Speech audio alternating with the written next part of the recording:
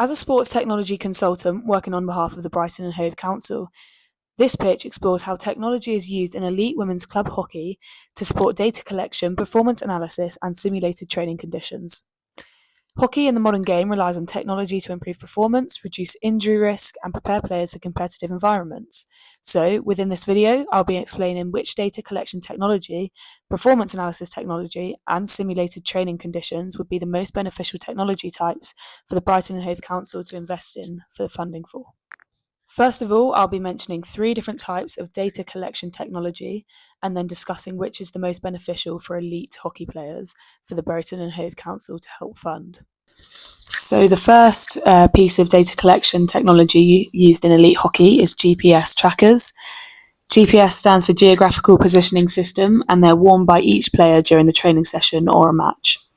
GPS trackers are basically a small wearable device which go inside a pouch in a specially designed vest, designed for players' comfort and also a light weight to not affect performance. GPS trackers collect a variety of different data to collect a full view of the athlete's performance during a training session or a match. This includes things such as the total distance covered, sprint distance, top speed, acceleration and deceleration, player workload, and also power plays. This data that the GPS collects allows coaches to monitor physical demands placed on the athlete, which can help coaches tailor training sessions, varying the intensity of a session depending on the workload of the player. This therefore can also help injury prevention, as the data can identify overtraining or sudden spikes in load, which can help a coach manage the player's load based on fatigue. It can also help a player return to play from injury with managing their load to ensure they train at the correct levels when returning. GPS trackers provide objective performance data, which removes any guesswork from the coach, such as, I think this person worked harder than the other today, which can help justify selection and decisions and track progress of the individuals over time. Within elite hockey, it is important to see this data due to the high physical demands, fast pace, and small performance margins that are involved in the game. Within elite hockey, even small differences in workload recovery or positioning can affect results.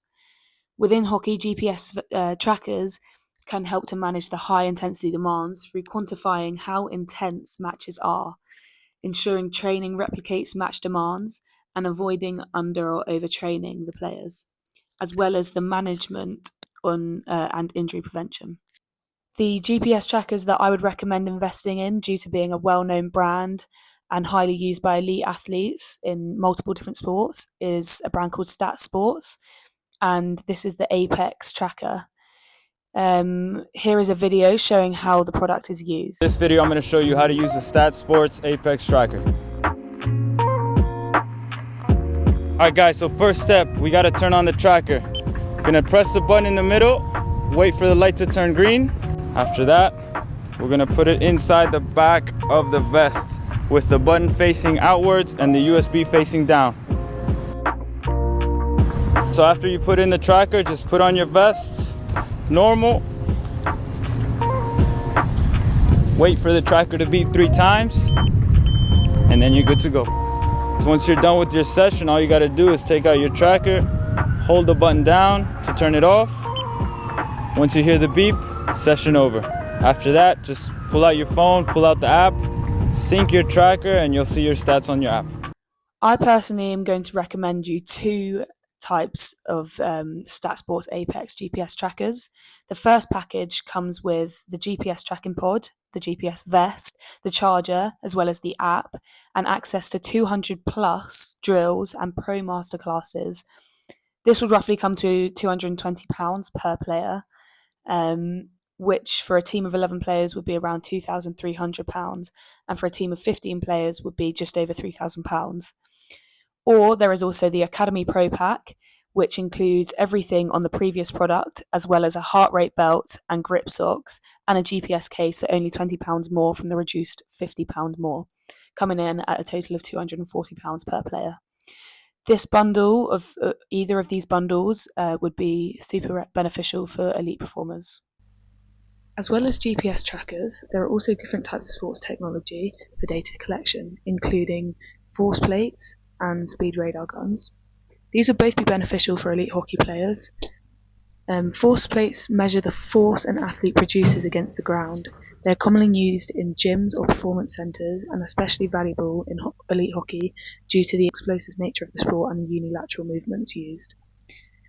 They record ground force reaction, often at high speeds. This measures strength and power, including peak force, rate of force development, power output, jump height, as well as the balance and asymmetry. So, identifying differences between left and right leg forces and differences between the two. Weight distribution and movement mechanics, such as landing, brake and pushing forces, are also measured as well. So, for elite hockey players, this would be beneficial as it helps coaches to identify if an athlete is lacking power or speed of force production, and then they can design targeted strength and plyometric training programs to reduce this. It will help reduce injury risk as well through detecting muscle imbalances and asymmetries to see if certain areas are more susceptible to injuries, and identifying risk in landing or braking patterns. And it can help to design personal training programs, adjusting training load, and monitoring readiness to compete. However, it does need to be wired up to computer in a lab, gym, or sports centre with a trained professional who knows how to read and interpret the data to then create the programs for each individual, so it becomes less accessible for performers. Compared to the GPS trackers, which the data is automatically transferred to an app for the players to view, the speed radar guns are another great piece of technology for elite hockey players. Speed radar guns are an electronic device used in sport to measure a moving object. So for hockey, this could be the ball or the speed of the stick swing. The radar gun can measure most skills in hockey, such as the speed of a shot, a pass speed, a goalkeeper's clearance speed, or drag flick speed, so they can impact a variety of different players within the sport. They allow athletes and coaches to have a greater understanding of skill performance. Faster shots reduce the goalkeeper's reaction time, so therefore have a more likelihood of going in. It allows coaches to track improvements and compare players' skill execution, which can help with hierarchy and selection for certain skills. However, it can take a long time to measure each individual's pass, shot, or flick, which can lead to some coaches not wanting to use them. So overall, I think the most beneficial piece of data collection technology is GPS trackers, as they provide reliable and accurate data on a range of key aspects of elite hockey. And they provide the most amount of data for a coach to use within their training session, and also to tailor different individualized training programs for the players as well. It helps to keep the athletes injury free and training at the correct intensities as well. So that's why I think GPS trackers are the best piece of data collection technology to use. Another important technology used in hockey is video performance analysis technology softwares such as VO or Hudl.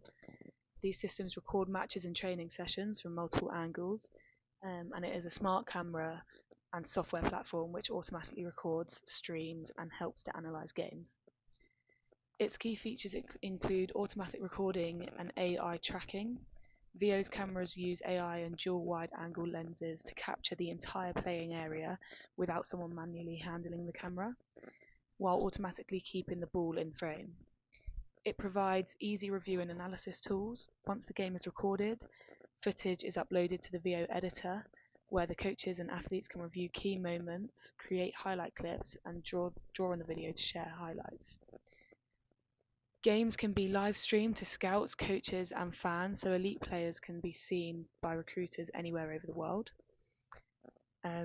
while also helping with recruiting support through helping athletes to build highlight reels and digital profiles that can boost visibility for scouts, a big advantage for players seeking next level opportunities. So I think this is a great piece of performance analysis technology for elite hockey players, as well as the coaches, to gain deeper insights into performance and visually seeing what the coach wants from the team. The coach could send out review clips for the team to watch to ensure they are all on the same page when it comes to the game day. As well as identifying strengths and weaknesses of the team, opponents or individuals can also be highlighted from the other team. For example, defenders can review footage to analyse their positioning during set pieces, helping players to understand their mistakes and improve their technical and tactical performance. To purchase the VO Camera 3 would be roughly £800 to £900, with the analysis platform being roughly an additional £70 to analyse the data for you. So therefore you wouldn't need someone to look through the whole video and pick out key details which the coach might want to see. Other performance analysis technologies include iVision and Prozone. iVision is a robotic digital camera placed around a pitch on a robotic platform that can rotate and tilt. It results in a set of 30 different video sequences of the same action over 210-degree range of view. It is also capable of pausing the tape of play and rotating around the play. This could be from one sideline to the other, for example.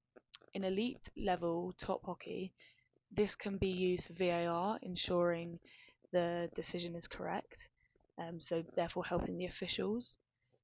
This is a great tool for coaches to analyse a skill breakdown or to see where the player needs to improve in more detail and closer up visuals of the skill, which can provide different insights for the coach and for the player. But with a key focus on helping the officials with VAR, I don't think this would be the most beneficial to invest in due to it being extremely expensive and not being as impactful to the players as video or huddle. Prozone is a computerized video system that allows the tracking of many individuals performing a sport activity.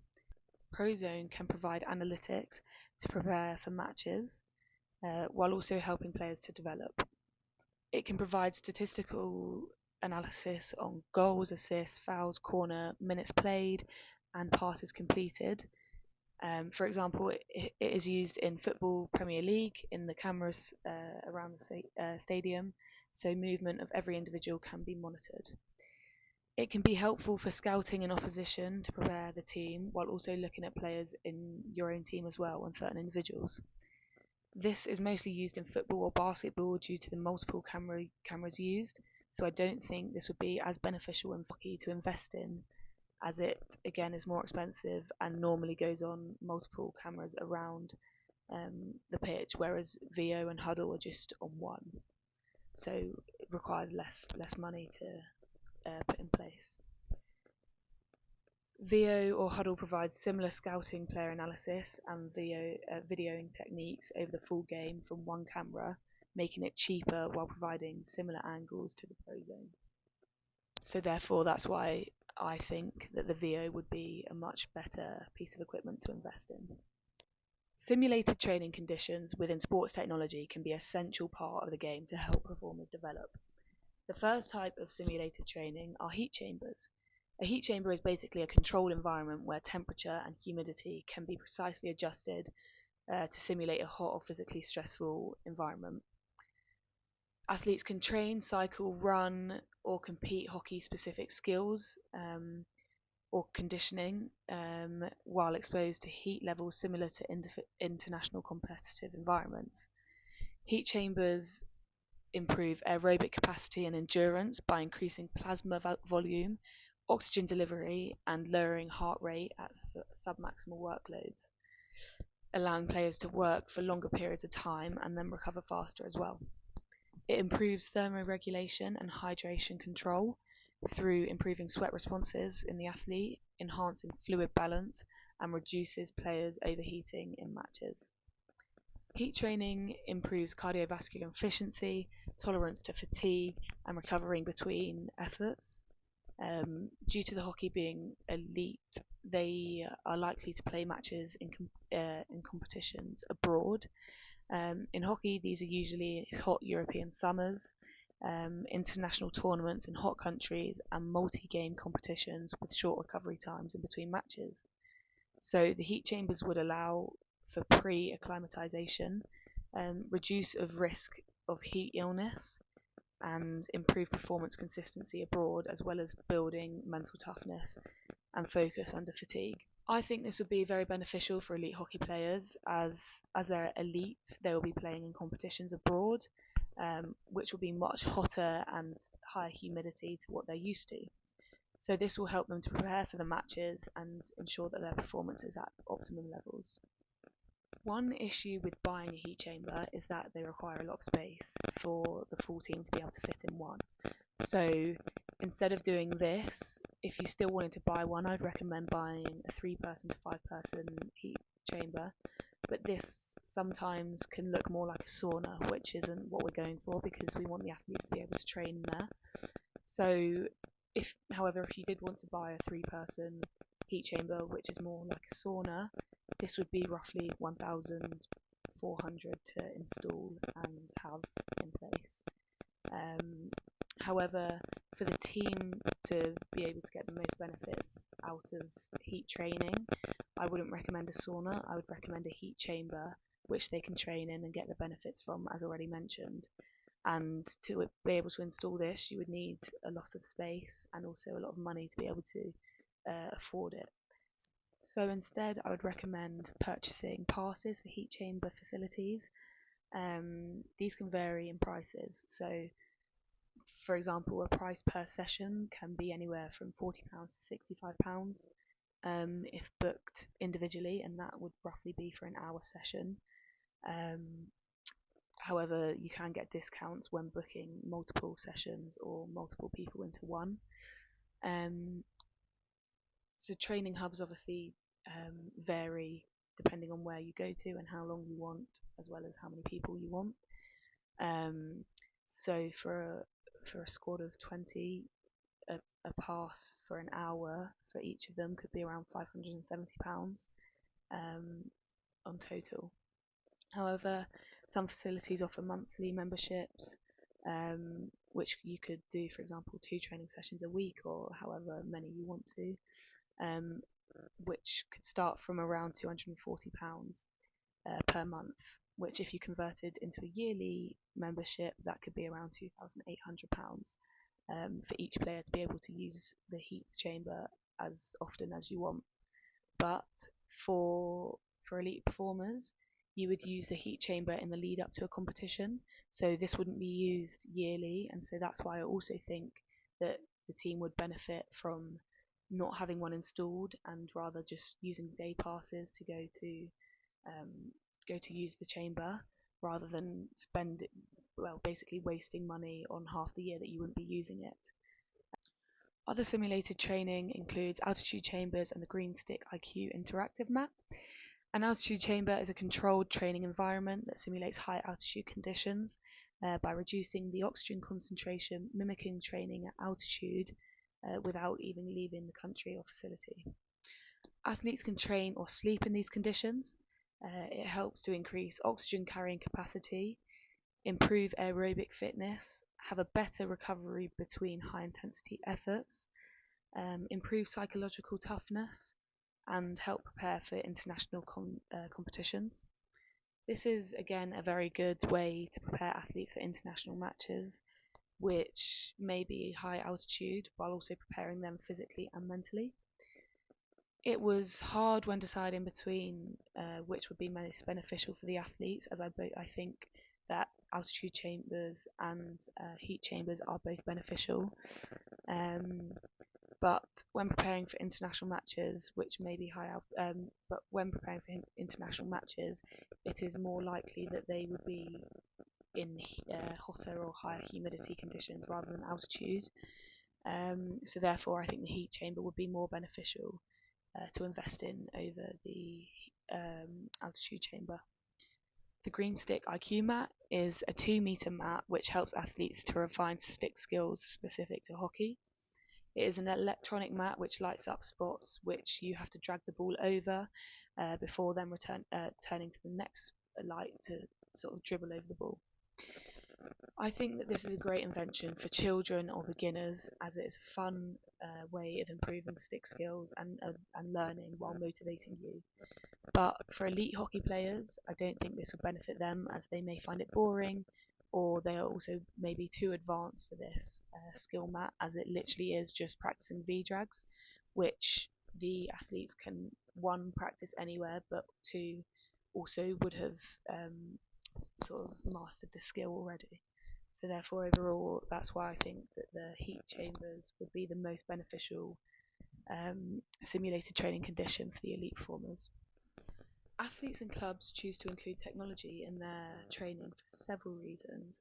Firstly, technology provides ways of monitoring the individual and their performance, which can help to reduce injury by monitoring their level of fatigue and identifying signs of potential injury, such as through their workload. Athletes choose to wear technology such as GPS trackers to also aid faster recovery and better conditions through optimizing rest and recovery by knowing when rest periods are needed, and then conditioning at the right intensity based on workload and previous sessions of intensity. This information is all provided through the data tracking, such as through their intensity of workload, their sprint distance and stuff that can all provide information on how they need to recover. Technology provides objective data, which is more reliable than observations alone, allowing coaches to make informed decisions on training intensity, recovery, as well as selection and tactics through scouting.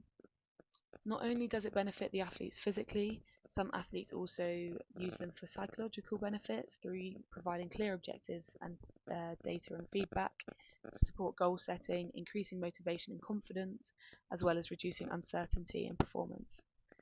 Finally, it also provides the athletes and coaches with analysis tools essential for the game understanding and development. Players can visually understand their performance through analysis, improving development and decision making on pitch.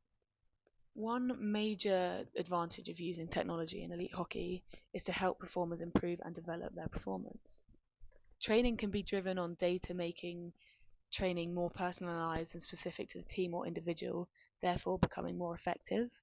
Technology supports long-term development of the athletes as well as lengthening athletes' playing careers by reducing injury, and providing insights into the sport and player as an individual, such as their recovery and intensity load, helping to prevent overtraining and reducing injury risk, therefore allowing them to stay in the game for longer.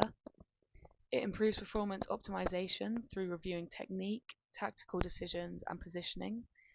In addition, advancements in injury prevention and rehab have been benefited performers through the use of force plates, biometrical analysis, and wearable sensor identity movement imbalances, as well as increasing motivation and accountability through setting targets and providing clear feedback.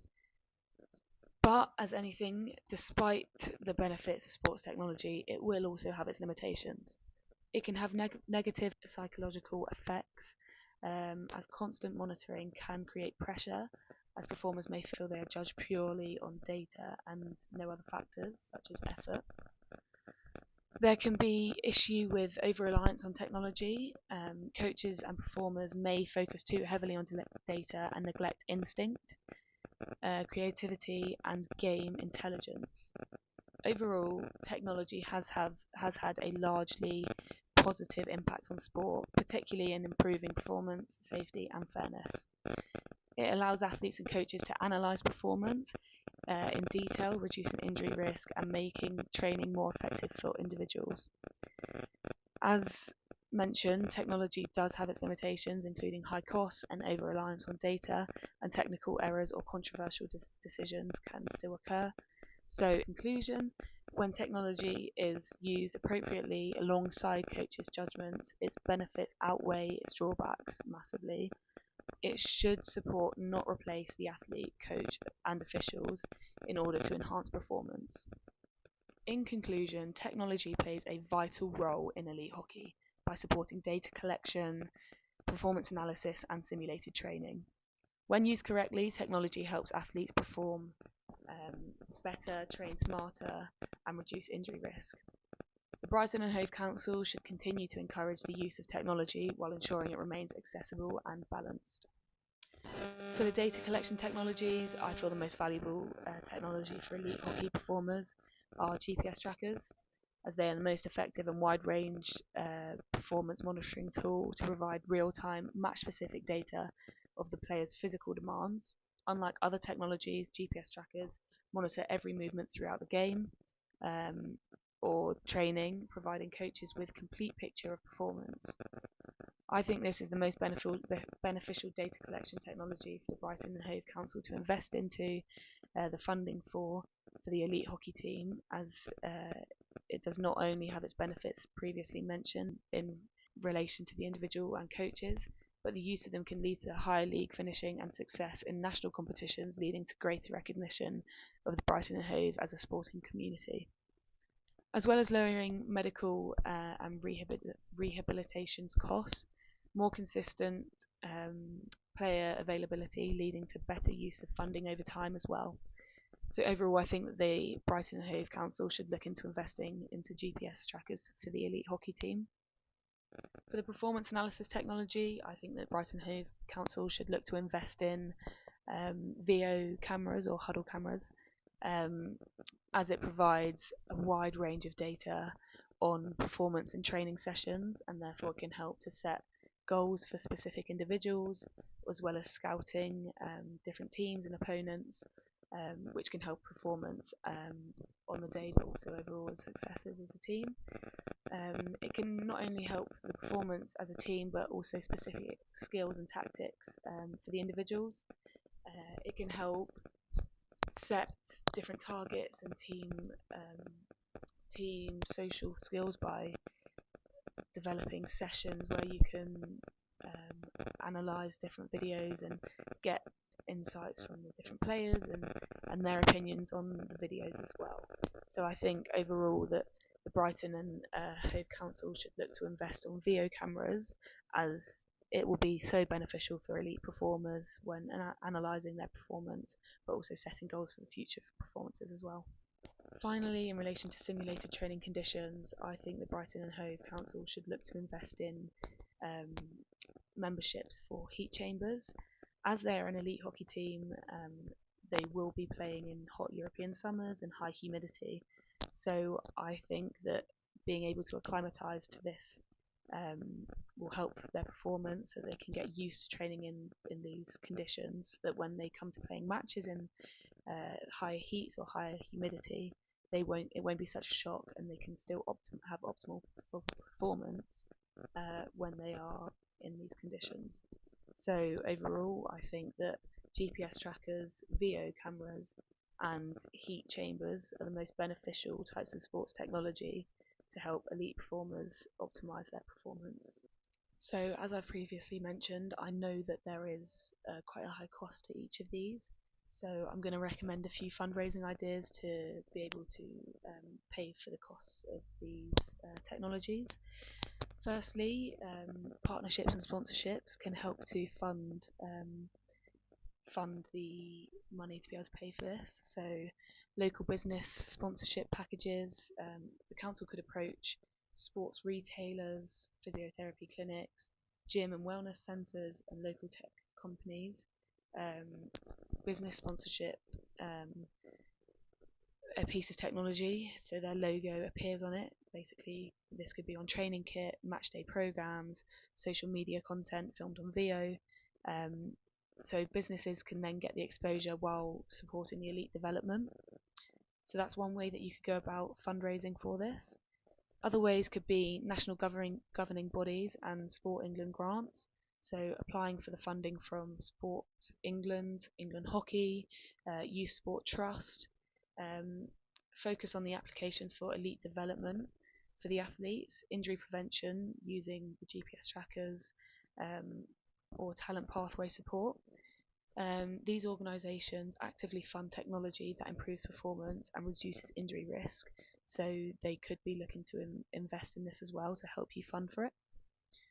Another way could be community-based fundraising through strong community engagement, ticket showcase matches or hockey festivals. So you could host elite hockey exhibition matches, youth versus elite showcase games. You could charge £5 to £10 for a ticket. Family packages could be slightly more expensive.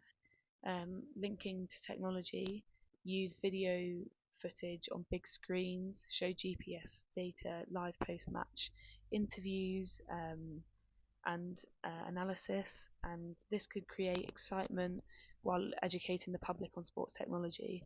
So wanting them wanting to come and watch and support the team, and then paying for the tickets to come and support them could create money to be able to invest in them.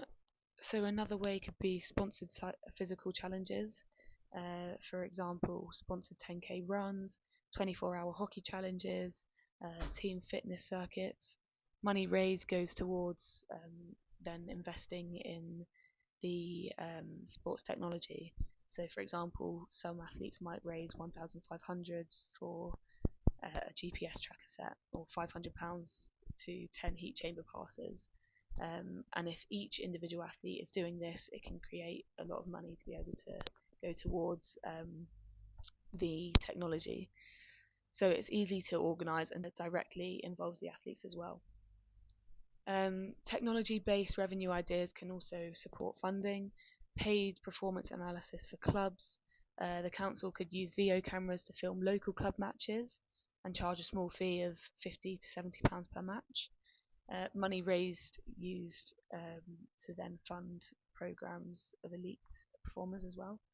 So the technology to help grassroots support while funding elite performers for their technology as well.